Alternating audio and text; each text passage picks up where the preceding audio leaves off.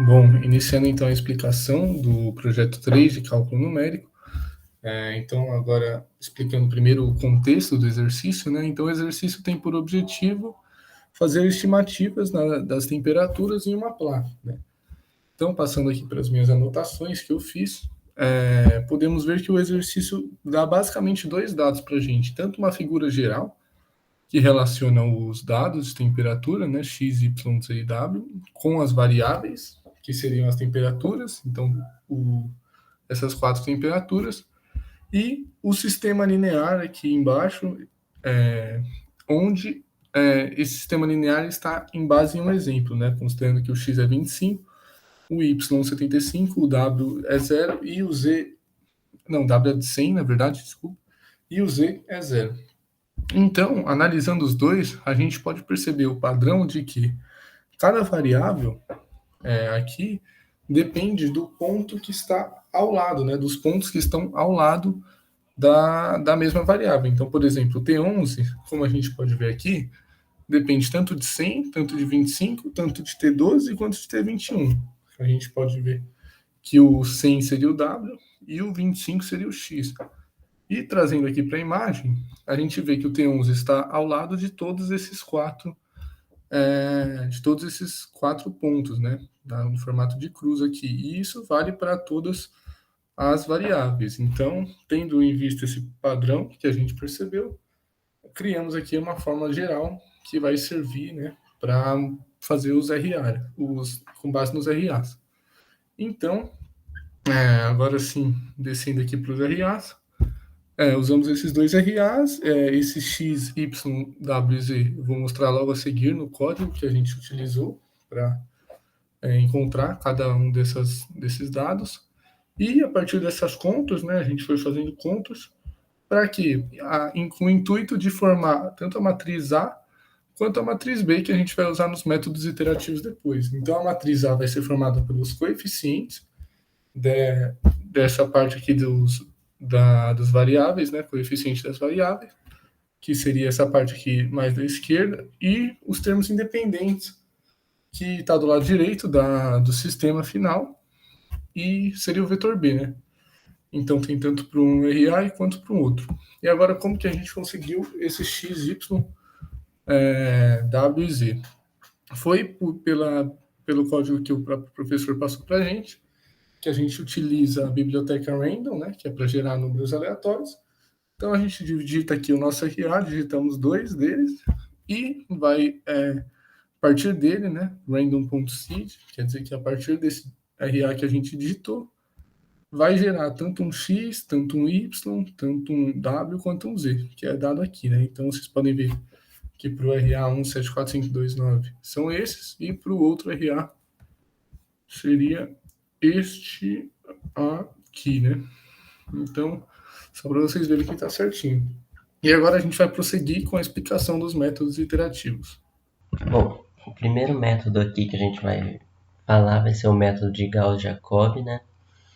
E nele a gente, primeiramente, né, definiu duas funções.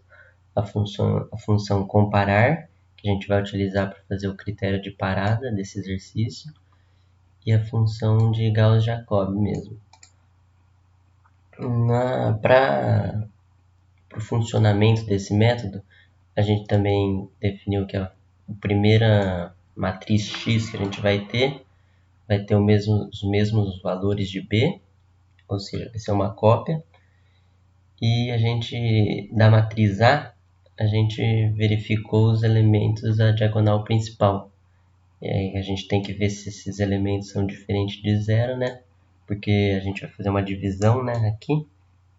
E se for zero, não dá pra... A gente não consegue fazer essa divisão, então a gente já interrompe o processo aqui inicialmente.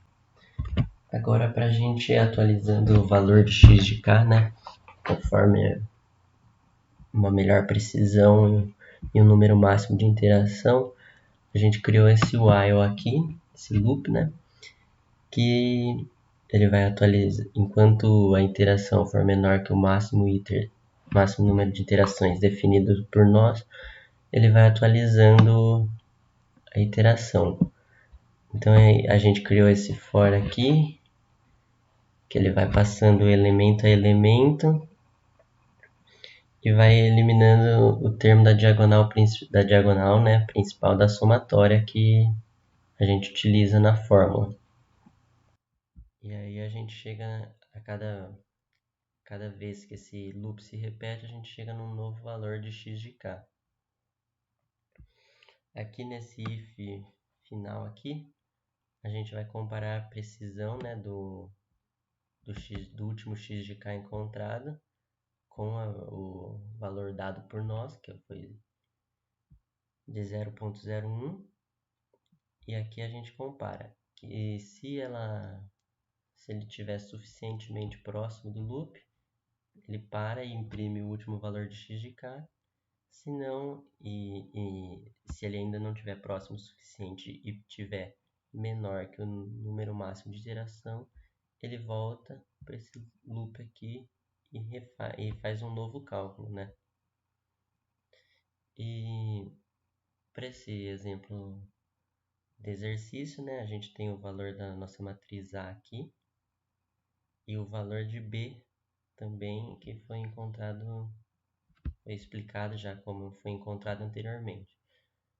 E inicialmente, né, esse B é o nosso valor de x que vai sendo atualizado.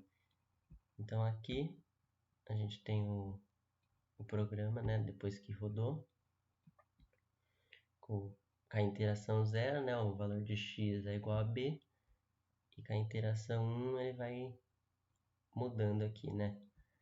Nesse exemplo aqui a gente realizou 14 iterações, chegando nesses valores de x de k aqui, que esses valores são os valores da temperatura lá do exercício. E esse foi o método de Gauss-Jacobi. Bom, então agora, falando sobre o último método, o método de Gauss-Seidel, explicando o código, né? Então a gente, basicamente, nesse código, a gente tem a mesma coisa do que foi visto no método de Gauss-Jacobi. A gente, claro, tem que mudar a definição da função, né? Tanto aqui quanto a chamada da função aqui embaixo. Porém, no código mesmo a gente tem que mudar essas três linhas. E para explicar o porquê disso, vou usar os slides do professor aqui, que a gente pode ver. Isso parte muito da ideia, né? Da diferença dos métodos. Então, no Gauss-Jacobi, a gente calcula as variáveis como?